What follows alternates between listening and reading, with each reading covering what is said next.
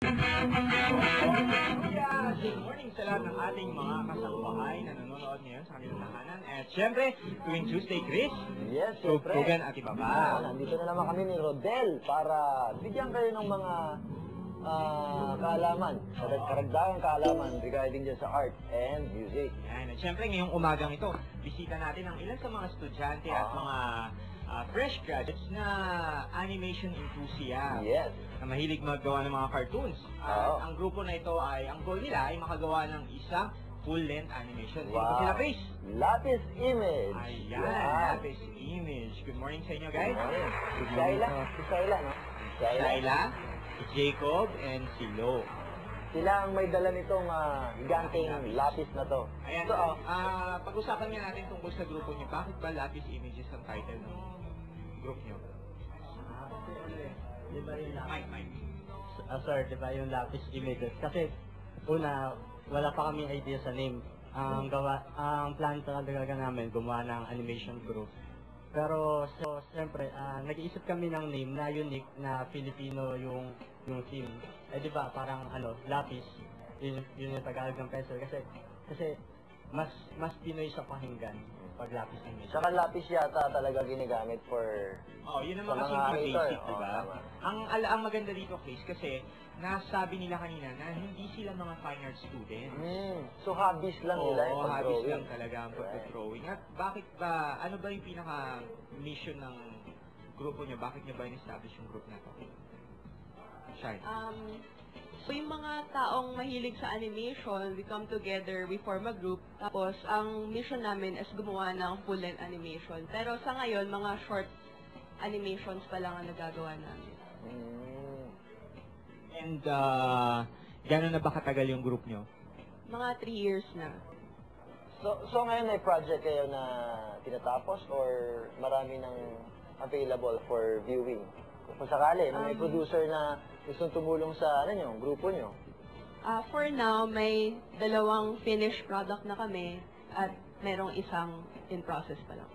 Wow. Ayan, ano bang forte na ginagamit ng mga Kasi napansin ko sa mga drawings nila, it's more on anime style. Meron tayo makukot parang Pinoy style of cartoon or drawing.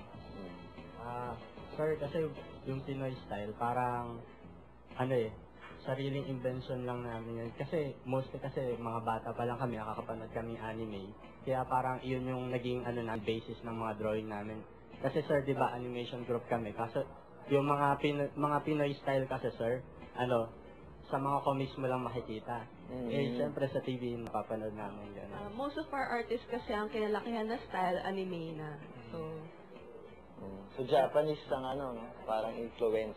Pero ang nakwento rin nila kanina, Chris, ang ginagawa nila, if meron sa kanilang marunong na gumawa or gumamit ng isang software, nagtutulungan sila or they help each other para ma-achieve nila yung goal nila. O ano bang usually, meron ba kayong mga ginagawang seminars na or may mga meetings ba kayong ginagawa to... Mga clinics, parang gano'n. Sir, mostly kasi ang ginagawa namin pagka hindi naman panglahatan talaga for members namin. Kasi, syempre, yung ibang members namin magagaling na talaga. Tapos yung ibang members namin, parang basic lang talaga. Pero yung interest yung mahalaga doon, sir. Kaya, pag interesado ka talaga, parang, may capability kang gumawa ng animation. So, ginagawa namin, nag-meet up kami, tapos gumagawa kami ng mga seminars based on tutorials din sa net, yan. Most of the members din po kasi, ang purpose nila, kaya sila sa grupo, is para ma-improve nila yung skill nila. And we do that by teaching each other. So, ibig sabihin nun, kahit hindi ka pag-aanong marunong sa pag-drawing, basta may enthusiasm ka para gumawa ng mga anime or mga cartoon, pwede ka maging membro ng grupong ito, di ba? Lo, matanong ko lang din, ano ba yung edge ng grupo nyo? Para sabihin natin na kaya na ba ng grupo nyo in the near future na makipag-compete with other types of animation abroad or even dito sa Pilipinas? Bale ho, lahat po kami kasi puro bata pa ho, fresh blood pa ho. Kaya may room pa ho kami sa improvements po. Kaya, ayun ho, kaya kami ho nagtutulungan. Kaya more on research pa, bagong knowledge about Oo. animation. Kaya marami pa ho kaming improvements sa, Yan.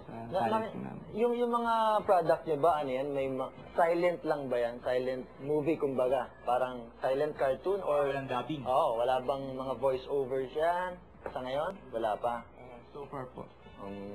Tapos yung mga team nung mga ginagawa niyong product, ano yung mga plans nyo for the future? Parang, Most of the products kasi na ginagawa namin, yun yung pangsali namin. So, ever man yung team ng contest, yun na yung team ng product. alright. Mm, Siguro maganda, makagawa rin sila ng parang mga, di ba may mga commercials na advisory? Infomercial. Oo, mga ganon. Kumbaga, huwag ka magkatawa ng Oo, basura dito, mga mga ganyan. ganon. Oo, mga ganyan. Actually, maganda nga yun. na Bawal yung for jumingil dito. Mga gano'n. Di ba?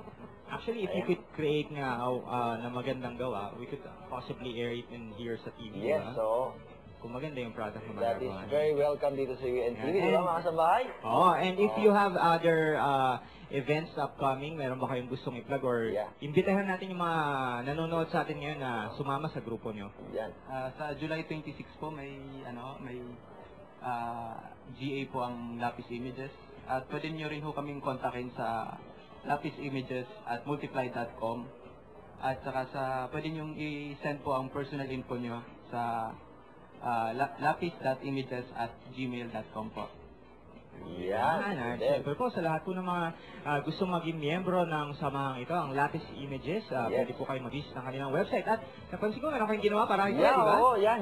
Gawa po ng isang Yeah. artist po namin. Ayan, nanonood ng Good Morning Kuya. Tingnan di nyo ba? naman yan, no? Good Morning Susay, ano? Kuya Daniel. Good morning, Ganda, Kuya. animated na rin siya, no? Saan ba yan? Ayan, maraming salamat sa inyong tatlo at sa lahat ng miyembro ng Lapis Images. And syempre, ngayong Chris, saan na tayo? Yan, syempre mga kasambahay, dadalhin muna natin to din. Sa Pundahan Pundahan ni ni Kuya Daniel. Daniel. Yo, tara, sama ka.